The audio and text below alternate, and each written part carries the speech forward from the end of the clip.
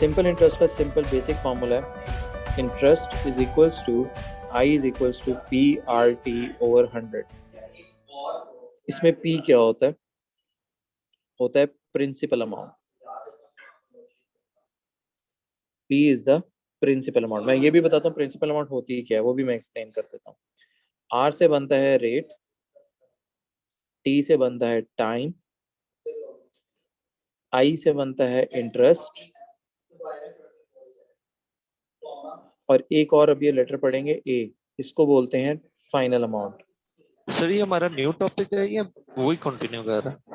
ये वही है एक्चुअली। अगर आप ये देखोगे यहाँ पे जब मैं वर्कशीट दिखा रहा था, इसमें एक क्वेश्चन के अंदर यानी परसेंटेज, इंटरेस्ट और मनी एक्सचेंज, इन तीनों का कंबाइंड टाइप क्वेश्चन आता है। तो बेसिकली ये तीनों टॉपिक्स पढ़ें ताकि फिर आप पास पेपर का जब क्वेश्चन देखो ना, तो आपको पता हो कि आप कोई पार्ट स्किप ना करो, पूरा पार्ट क्वेश्चन अटेम्प्ट करो। इसलिए मैं तीनों ही टॉपिक्स पढ़ा रहा हूँ। ठीक है, ओके सर। ओके। अच्छा, अब ये चीजें होती क्या है, प्रिंसिपल अमाउंट किसे कहते हैं? प्रिंसिपल अमाउंट होता है कि लेट्स सपोज कि आपने बैंक में पैसे जमा कराए हैं 5,000 रुपए। इनिशियली जो आप अमाउंट डिपॉजिट कराते हो, या लोन भी हो सकता है कि आपने बैंक से लोन लिया 5,000 का, ठीक है, वो जो इनिशियल वैल्यू होती है उसको बेसिकली बोलते हैं प्रिंसिपल अमाउंट। तो मैं यहाँ लिख देता हूँ इनिशियल। रेट जो होता है वो हमारे हमेरा हमेशा परसेंटेज में होगा, टाइम हम ईयर्स में लेंगे, और इंटरेस्ट किसे कहते हैं? इंटरेस्ट कहते हैं एडिशनल अमाउंट को। इसका क्या मतलब है? आप लोगों ने कभी अपना फीस चालान देखा हो या यूटिलिटी बिल देखा हो, ठीक है, वो बिल होता है, वो कहता है कि अगर आप ड्यू, उसमें एक ड्यू डेट मेंशन होती है कि आपने ड्यू डेट तक बिल जमा कराना है या फीस जमा करानी है। मैं कहता हूँ ड्यू डेट तक आपकी फीस थी 10,000, अगर आप लेट हो जाओगे, ड्यू डेट तक जमा नहीं कराते, तो आप जमा कराओगे 10,500 रुपीज। अब ये क्या चीज है? ये जो है ये हमारी प्रिंसिपल अमाउंट है जो इनिशियल है, और इसके बाद अगर आप लेट हो जाते हो तो आप 10,500 जमा करा रहे हो। अब एडिशनल पैसे आपने कितने जमा करवाए हैं? एडिशनल अमाउंट कितनी है? 500।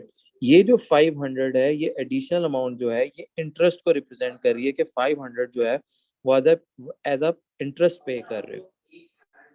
ठीक है, और ये जो 10,500 है, ये किसको बोलेंगे? ये हम ए को बोलेंगे, जिसको कहा था हमने फाइनल अमाउंट। तो अगर आप देख रहे हो ए का फॉर्मूला, ए किस तरह बनता है कि जो भी आपकी प्रिंसिपल अमाउंट है उसमें जब आप अपना इंटरेस्ट ऐड कर लेते हो तो आपको फाइनल अमाउंट मिलती है। ये बात सबको समझ आई है कि नहीं? कि हमने दो फॉर्मूलाज याद रखने हैं, एक हमने ये वाला रखना है और एक हमने ये वाला रखना है। और इंटरेस्ट होता क्या है? Additional amount. पी होता है प्रिंसिपल अमाउंट, आर और टी मेंशन है, और ए होता है फाइनल अमाउंट। ओके, दोनों फॉर्मूला सामने लिखे हुए, जरा अप्लाई करो और मुझे बताओ इंटरेस्ट कितना आता है और फाइनल अमाउंट कितनी आती है। हम सर ये फॉर्मूला हम यूज करेंगे। हाँ जी, इंटरेस्ट इज इक्वल ये टू देखो, पी आर टी डिवाइडेड हाँ बाय ये पी, 100। ये आर और ये टी। तो आई इज इक्वल टू पी कितना है 3,000, रेट कितना है 5, और टाइम कितना है 6/100। इसको आप कैलकुलेटर पे सॉल्व करोगे तो आपके पास आएगा $900। ये है एडिशनल अमाउंट। शुरू में आपने जमा कराए 3,000, अब आपका इंटरेस्ट एडिशनल अमाउंट है 900, तो आपकी फाइनल अमाउंट कितनी बन जाएगी? 3,900। दोनों को ऐड कर लो। बात समझ आई है? Yes sir. सर जो टाइम है सर हमारे पास 5 इयर्स है सर, ये इसे मंथ्स में कन्वर्ट नहीं करेंगे या इसे इयर्स में रहने नहीं देंगे? नहीं, ईयर्स, ईयर्स मैंने ऊपर लिखा हुआ भी था कि हम उसको स्टैंडर्डली ईयर्स में रखते हैं ताकि कंफ्यूजन ही ना क्रिएट हो। Okay sir. A person deposited $5,000 and the interest rate. Find the rate. चलो, ओके, इसको ट्राई करो। ये जो 5,000 है, ये किस चीज की वैल्यू है? यानी पी आर टी ए किस चीज की वैल्यू है ये? सर पी की। बिल्कुल ठीक, क्योंकि ये आपने डिपॉजिट करा रहे हो, इनिशियल वैल्यू आपकी पी जो होती है प्रिंसिपल अमाउंट बोलते हैं, सही? तो ये 5,000 है। ओके, ये जो 8,000 है, ये किस चीज की वैल्यू है? सर ये फाइनल अमाउंट है हमारी। तो ये किस चीज की होगी? लेटर क्या होगा? ए। और ये सर। ये है हमारा टाइम। अब आप मुझे बताओ क्या था, आपने 5,000 जमा कराए और बदले में आपको 8,000 मिले, तो आपका इंटरेस्ट कितना है? इंटरेस्ट कहते थे एडिशनल अमाउंट को। आपने 5,000 दिए, बदले में आपको 8,000 मिले, तो इंटरेस्ट कितना हुआ? बिल्कुल ठीक है, 3,000। कैसे आया? मैं यहाँ लिख भी देता हूँ, आपने 8,000 में से 5,000 माइनस कर लिया, ठीक हो गया। तो ये $3,000 आपका इंटरेस्ट है। अब हम इंटरेस्ट का फॉर्मूला लगाते हैं, I is equal to PRT/100। अब इंटरेस्ट हमारा 3,000 है, प्रिंसिपल अमाउंट हमारी 5,000 है, रेट हमारा 10 है, और नहीं, टाइम हमारा 10 है, रेट हमें नहीं पता, ओवर 100। आप अब इसको सिंप्लीफाई कर लो। जब आप इसको सिंप्लीफाई करते हो तो ये आता है 500R इक्वल टू 3,000। अब आप R की वैल्यू निकाल लो, तो R कितना आता है? 6%। ओके, अब इसको जरा ट्राई करो। इन्वेस्टेड अमाउंट हाँ एग्जैक्टली, आपने प्रिंसिपल अमाउंट बताया। सर दोनों फॉर्मूलाज में पुट करके। हाँ, कैसे स्टार्टिंग क्या की थी पहले? ठीक बताया, इसी तरह से कुछ करना है। अच्छा पहले मुझे सर बताओ मैंने ये किस आई चीज़ की वैल्यू है? पहले ये बता दो, मैं मार्क कर लेते हैं हम लोग। हसन आप भी देख ए लेना, नुमान आप भी। किसकी है? सॉरी, ए की। यस ओके, ये हो गया टी और ये हो गया हमारा आर। दो हमारे फॉर्मूलाज हैं, एक है A is equal to P plus I, और एक हमारा फॉर्मूला है I is equals to P R T over 100। Okay बताओ। सर मैंने पहले आई इज इक्वल टू PRT/100 में वैल्यूज पुट करके आई का फॉर्मूला निकाला। ओके, आई का आपने फॉर्मूला निकाला, पी हमें नहीं पता, आर हमारा 5 है, टी हमारा 5 है, और 100।